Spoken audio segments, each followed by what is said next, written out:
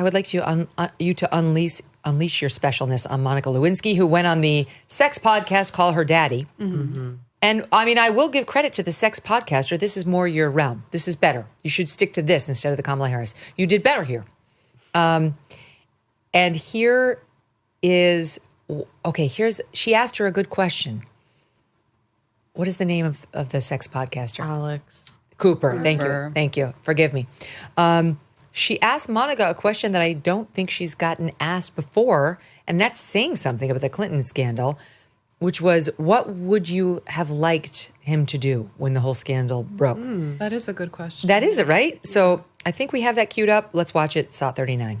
I think that the right way to handle a situation like that would have been to probably say it was, nobody's business and to resign, or to find a way of staying in office that was not lying and not throwing a young person who is just starting out in the world under the bus.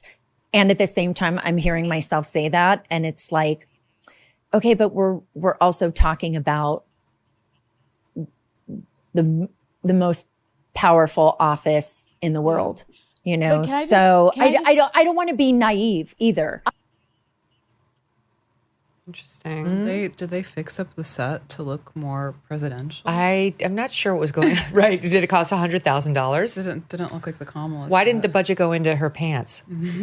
I have a real issue with those black and red checkered trousers. It's an issue. I don't hate them. I think she looks good. You don't hate them? She looks amazing. She looks better than she did, as you She looks pointed good. out, when the scandal originally I think we all look better than we looked in the 90s. True. Yeah. I mean, I have to say, she does too.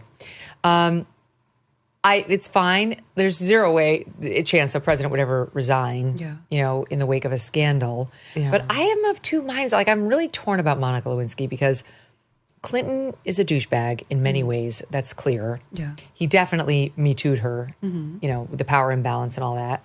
Sure.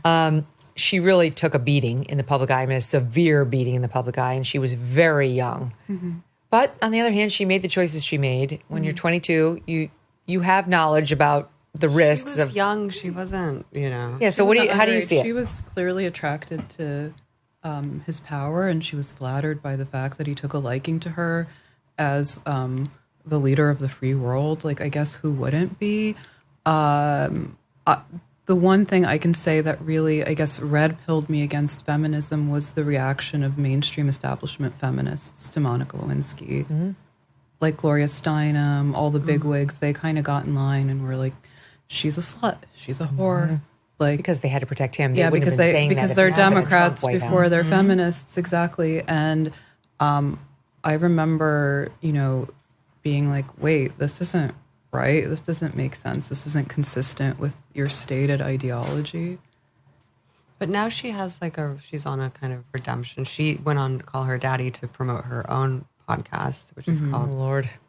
It's called, what is it called? It's like, don't worry about it. It's called Reclaiming. There's not a single listener who will be tuning in to this show. But it's called, I think it's Reclaiming, and she's reclaiming her narrative. And but she already did a whole movie about that. Yeah. Exactly. It's been reclaimed.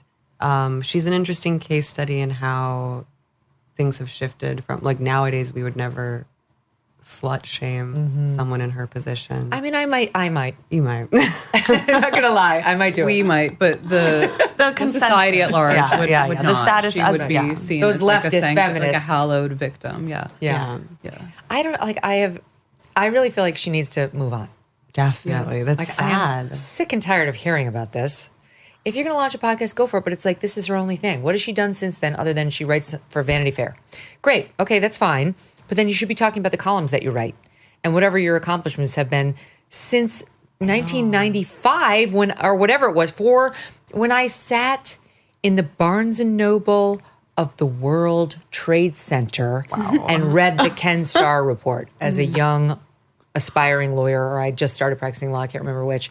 But I must have just graduated from law school because I was in law school. Whatever. It doesn't matter. The point is, that's how long it's been.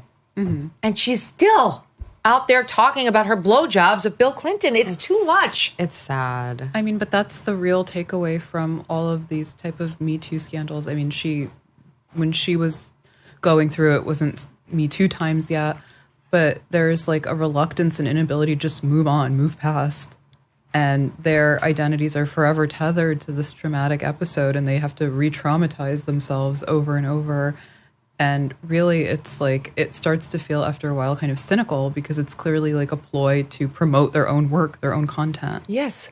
It's like, at this point, she should be saying, I've said all there is to say on that subject. Like, we're good. Let's talk about something else. Because I'm sure that interview did talk about her new show and whatever.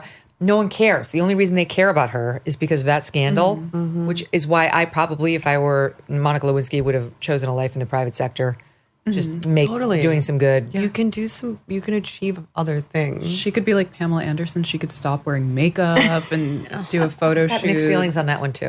Me too. I have overwhelmingly negative feelings as a Pam lover, but how do you feel about Vivek's naked feet in whatever interview he just gave?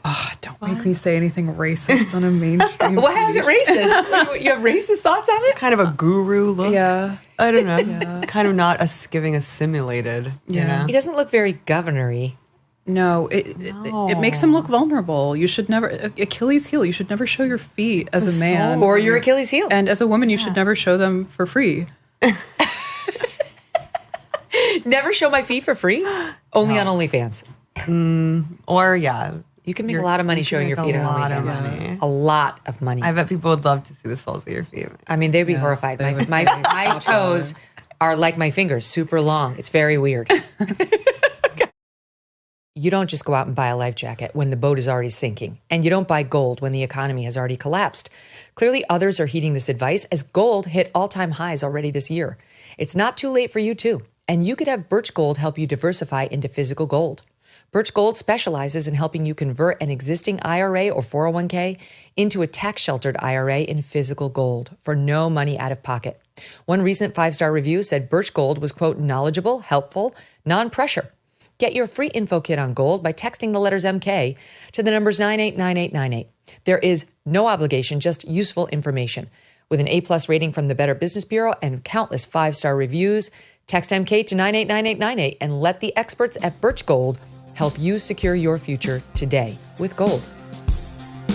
Thanks so much for watching. If you like what you just saw, hit the subscribe button for more clips and full episodes.